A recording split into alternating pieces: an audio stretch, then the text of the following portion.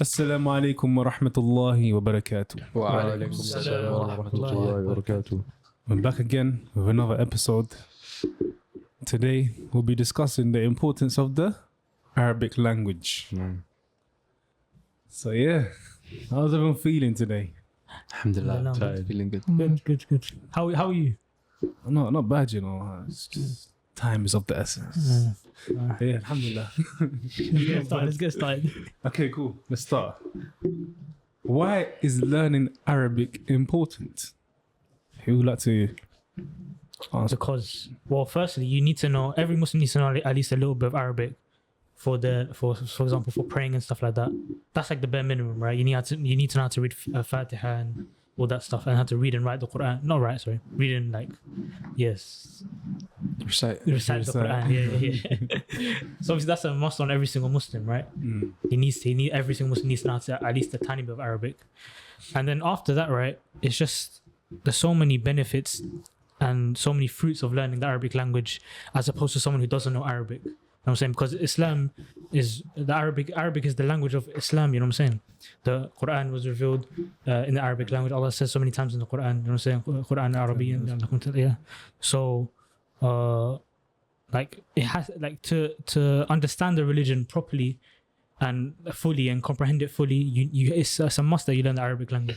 Otherwise you like, even Ustad Muhammad Abdul Rahman said in one of the lessons that he did here, that you can learn in English, but then you'll hit a ceiling. And after that, you can't progress any further because you've exhausted all the the resources in English. After that, like it's a whole new world when you start to learn the Arabic language, and you can't be considered anyone of knowledge if you don't have Arabic. Well, that's very true. It's very true. Once you understand just the basics of Arabic language, like you can understand a few ayat of the Quran, wallah, it just changes a lot, man. You will start to feel it. You'll start to build a connection with it. Like that's why you see some people in Tarawih, when the Imam's reading some ayat, powerful ayat, and then some people are just there still yawning, and the others crying, they're emotional because they understand the meaning. They understand that the meaning of the Quran in Arabic is different to how it is if it's translated. Because translation, it just gets rid of so much of the meaning. Wallahi, like for example, like لَأُعَذِّبَنَّ, for example, I don't know why I thought of this example. That just translates to I'll punish them, or I'll punish.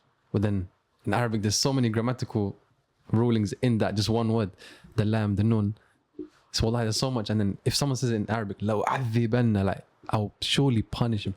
But then it gets translated to punish. Like it just gets rid of so much of the richness.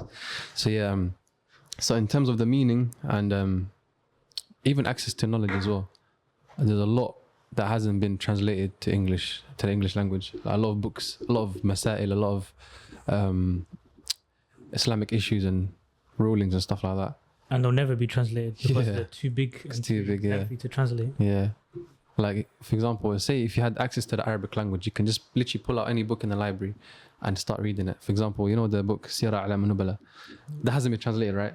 According to my knowledge, I'm not sure. Maybe it has. It's too big to translate. It's how many volumes is it? Like 30, 35 volumes, stuff like that. I don't think it will ever be translated, but if it does, it will take a long time.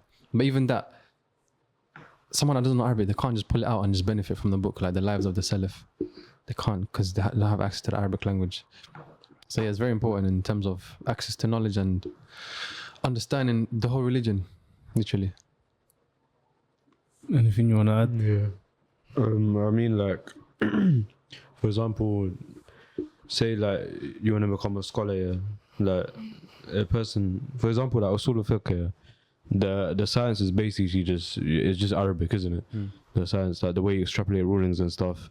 A lot of it is just to do with the Arabic language. So as I said, like there's just a ceiling that you're just gonna hit, and then you just can't go past that.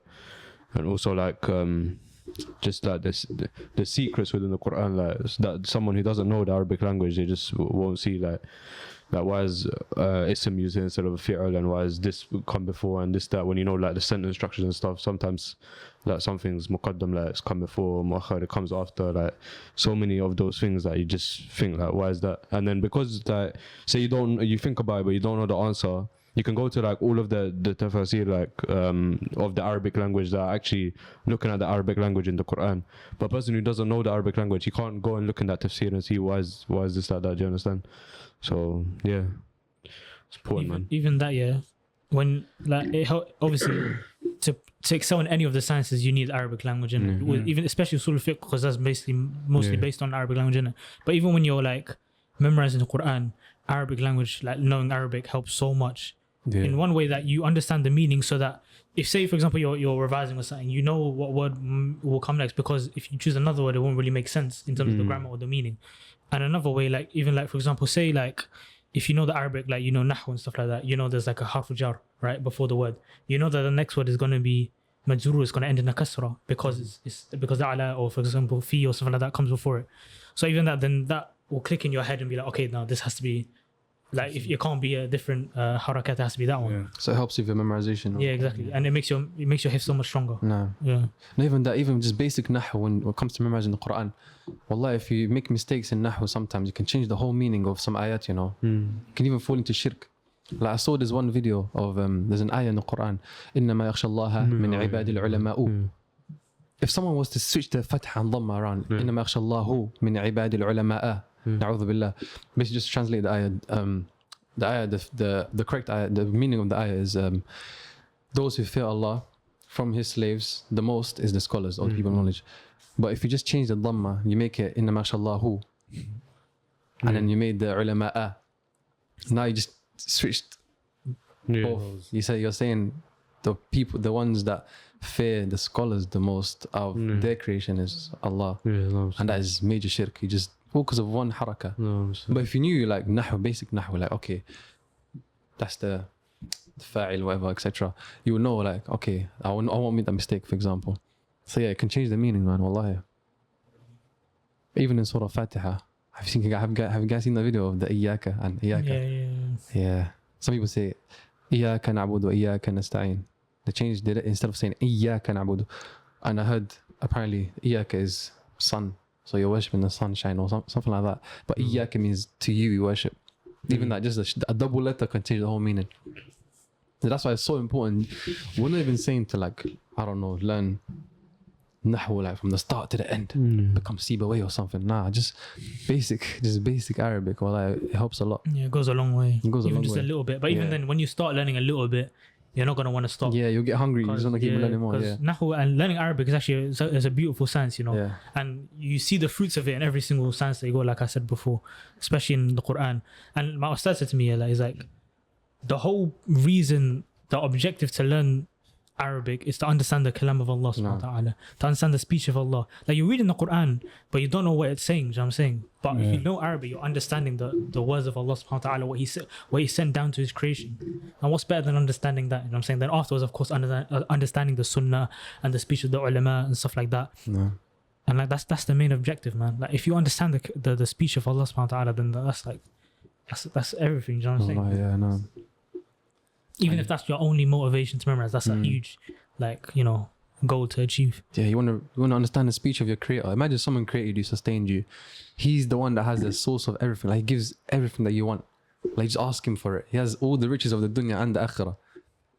And he sent you something, his speech, for you to read and understand and act upon. But then you're like, I don't understand what he's saying. It's a mad thing. Like, imagine someone that's so rich, like a billionaire, and then he can give you, and he's the most generous, etc. And he gives you a letter, but it's in a language that you don't know.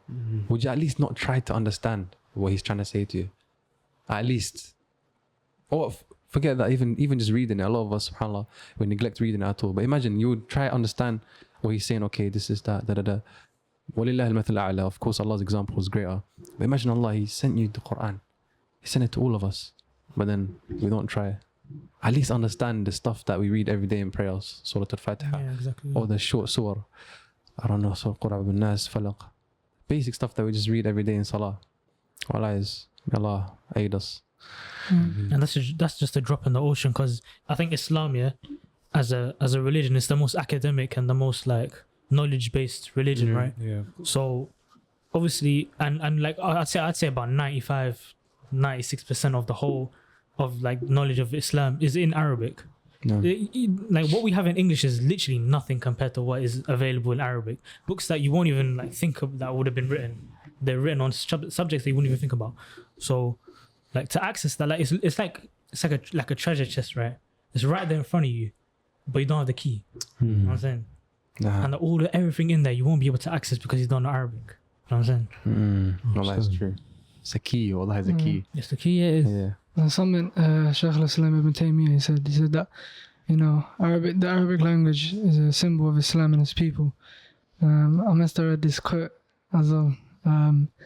It said, like, for how long do you plan to stay a tourist in your own religion? And that quote, like, it really hit me because you are only a tourist in your religion if you don't know Arabic. Because as you mentioned, like around 97% of the knowledge, you know, with regards to Islam is in Arabic. So you don't even know, and more time we don't know the 3% of our religion in English. So we're putting that ceiling above us, you know, especially reminder to myself first and foremost, obviously. But yeah, man, you're putting that ceiling above you. Like there's an ocean and you don't even know like a drop of it. So SubhanAllah. I said foreigner to your own religion. yeah. And you're always at the mercy of a translator. Someone who's translating for you, you have to rely on what they've said. You know what I'm saying? Because you can't understand it for yourself. Imagine that though. Like you're trying to connect with Allah, but you need someone else in the middle to help you translate stuff for you. That's actually mad, I'm not gonna lie. And I heard something else, you know, someone said this to me, Hafidhullah. He said, you know how we're Muslim before we're, I don't know, Somali, Pakistani, Bengali, etc. We're Muslim first, right? But is it fair that we're Muslim first, but we know the language of where we're from, but not the language of what we are first? If that makes sense. Yeah. Like we're Muslim before we're Somali, or Muslim before we're Arab, or Muslim before we're Pakistani or Bengali. So then how come we don't know the language of the Muslims, which is Arabic, but we know the language of where we're from? Some people don't even know the language of the from. You know the language of the kuffar. Yeah. But does that make sense? Like, it doesn't make sense true. because you're Muslim before anything else. So how come you don't know the language of the Muslims? It's true, That's true. wallahi. Even like if you look at the ulama, right? The greatest of the ulama were the ones who were greatest in lugha, in the Arabic language. Like Imam Ahmad used to say about Imam Shafi that he was the most eloquent of people, and he was like the strongest in lugha, in Arabic language. And He was a hujjah. yeah, exactly, Arabic language. in the Arabic language. Yeah. So, and imagine the ranks that he reached was only because, well, not only because, but one of the main reasons was because that he was so strong in Arabic that he could understand things that people couldn't understand, right? He would, for example, for example, I would look at a hadith, right? And he would look at the same hadith. He will understand like 100 plus more benefits that I'll be able to take from that because he knows Arabic so much better than I do. You know what I'm saying? Yeah. And that's all because like the understanding of lugha opens so many doors. And like if you look at like tafasir, like explanations of the Quran, there's literally explanations of the Quran just dedicated to explaining the grammar and the grammatical benefits from it. You know what I'm saying? That's insane, man. What other religion could do that for their books? Or any other discipline, any academic discipline do that for their books? No, none. It's a sign, like you said, the sign of Islam and its people.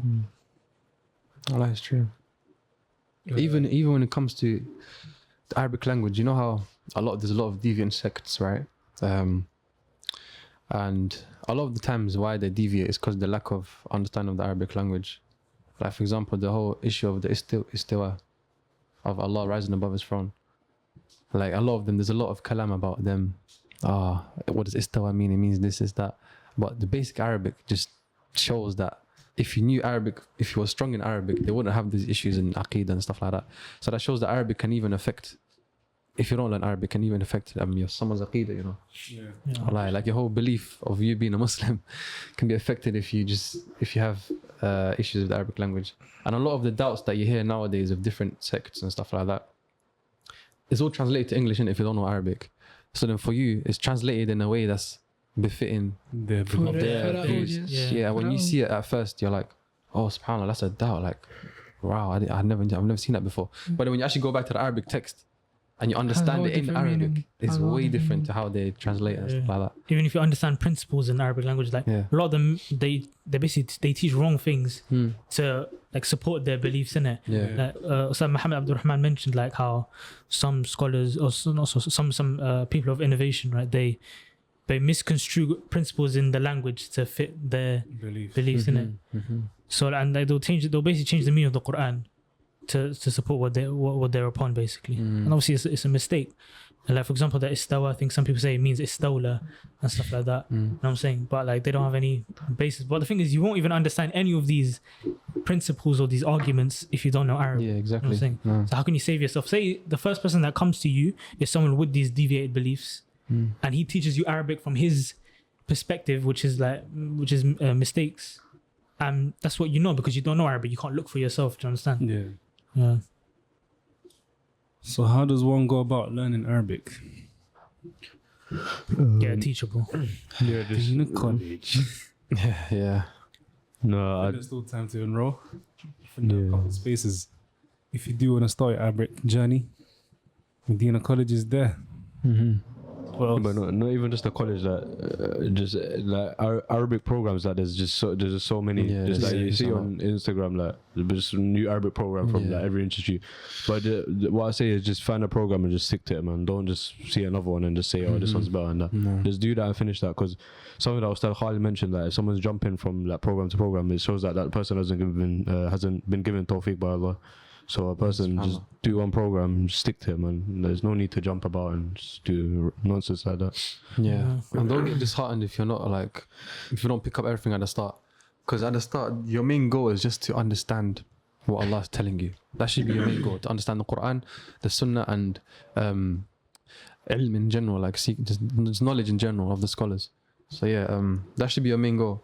After that, after you understand like basic understanding and you're able to read and you know, you can hear the scholars speak a little bit, you can pick up a few words, then alhamdulillah, once you get the basics, then you can say alhamdulillah, okay, I've done the basics, innit? Yeah. And then after that, you excel, don't worry. About the speaking and stuff like that, a lot of people, they get disheartened, I can't speak, I can't do this, I can't do that. Inshallah, that's the last stage, innit? Speaking. But yeah, first stage is make your intention correct. You want to understand the Quran, Sunnah, and knowledge in general. That should be your intention. And then, of course, find a teacher. Because it's not impossible to learn Arabic without a teacher, but it's going to be very difficult. I think it's hardest to learn without a teacher. Yeah, it's hard. It's That quite and hard. Quran, like if you don't have a teacher, like you can make their mistakes, and like, it's Yeah. just easier when it's explained to you instead of just like reading a book or something like that. But even then, yeah, I think some of the scholars mentioned that Arabic grammar is like the mouse of the sciences, which means that it's hard to capture at first, isn't it? Because they're bare fast and they run around. But once you capture it, it's easy. It becomes easy for you. It becomes like, yeah. And then they say like it's like a house made of like sugar canes or something like that, and the door is made out of iron. So the door is iron. It will be hard to get into at first, but once you're in it, then everything's there for you and everything will be made easy for you. If you just start understand the basics, you take that first step on the elevator, then you're rising. This was the hardest Inshallah. stage, the first Yeah. bit, yeah. Now. But once you're in it, then yeah, I think especially me as well, I found it hard at the beginning, innit? But then when you realize the benefits and the fruits from learning Arabic here, it makes it so much more enjoyable to study and understand. Yeah. And it's important that you have a good teacher who will make it enjoyable for you. And Medina College, you know, I didn't do Arabic here, but you know, No, Arabic was bad amazing. these Wallah, men it are was on it, so. amazing. It was amazing. Wallah, it was amazing. Alhamdulillah, may Allah preserve Sheikh Khalid. Arabic was amazing, I'm not gonna lie. Wait, should we recommend like some books you should study? Or is that... Yeah, go on. Obviously, There's a there's like... debate, innit? Yeah, there's Medina books versus no, but, Benia. not that debate. But leave that to Yeah, Ustad leave it to the Wahid. Tulab al-Ilm. He talked about it on his Maktaba series, isn't it? Yeah. The other Who's- podcast. Was it Abu Ustad Taymiyyah, Yeah, Abu Taymiyyah, right? Yeah. Yeah. I think there was another one of Ustad Abu Tamim as well. Yeah. A long time It ago. was. Yeah. Abu Tamim. Check that one out. That was He good. did it with Osama Ahmed Huzaifa as well. Yeah. Yeah. Oh, Discussed yeah, a it little 3 bit, a times. little He bit, does it with everyone, yeah. They did it so smart. But it's good. I mean, whatever you choose, stick to it basically. Whatever your teacher's teaching you, then just stick to it and get through it. And So what are the books? The Medina books, the classical Medina books, the Ben Dick books. There's and then for grammar, the Ajrumiyah, which is a bit for more grammar, advanced. Ajrumiyah. But I feel Yeah, like but at the start you should first. I don't think there's need to mention the books. Like, just Yeah. go for a program, innit? And Yeah, just, true. Yeah. Whoever, like, Whatever your program whoever wants to learn the language is going to learn the language. 100%. Yeah. Yeah. But that's what it means, yeah. innit? But most people teach one of those two. Yeah. But basically, whatever teacher you find, like, stay with them, study with them, and you will benefit whether you do Benya Dik or whether you do Medina books or any other curriculum or series. Yeah. Yeah. I'm not gonna lie, there's some structures, like some curriculums from teachers, they don't use Medina books or Ben Dick. They have like their own mix.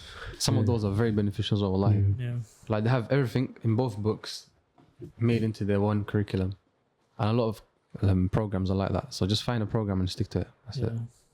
And there's a lot, man. There's a lot out there. Alhamdulillah. There's a lot. Arabic is one thing that you can learn I quite always easily. see a new one on حتى on YouTube as well. Even on YouTube, Yeah, there's there's a free lot of lessons on courses. YouTube as well if you don't even Yeah. want to. But Yeah. Even Medina College, they had like the Medina Arabic reader books in it. They have Free it on yeah, YouTube. the reader books Yeah. on the YouTube channel. On the portal, everything. It's cool. So, Access man. everywhere. knowledge is accessible, man. Nowadays, Yeah. it's so easy, bro. Yeah. So easy now, man. You just got to make that intention and take that step, man. Yeah. That's it. Consistency, man. Yeah. واتقوا الله ويعلمكم الله. Fear Allah and Allah will teach you. I.e. Allah open doors for you and will give you the ability to learn. So, yeah, is there anything else you guys want to add? We missed out so much, but alhamdulillah. Time in the time. Yeah. Yeah. Sorry, man. Time. Yeah. I So think, no one wants to add anything else, yeah? I think we covered the main stuff. Just Covered the we'll We just make brushed on it. We just brushed on it. It's Yeah, cool. we'll make an Yeah. in-depth Arabic Maybe, episode. maybe. Inshallah. Maybe. In the future, Inshallah. Follow When- us. just in Arabic, yeah. When we all become experts in the Arabic language, inshallah. Inshallah. With that being said, Assalamu alaikum wa rahmatullahi wa barakatuh. وعليكم السلام ورحمة الله وبركاته.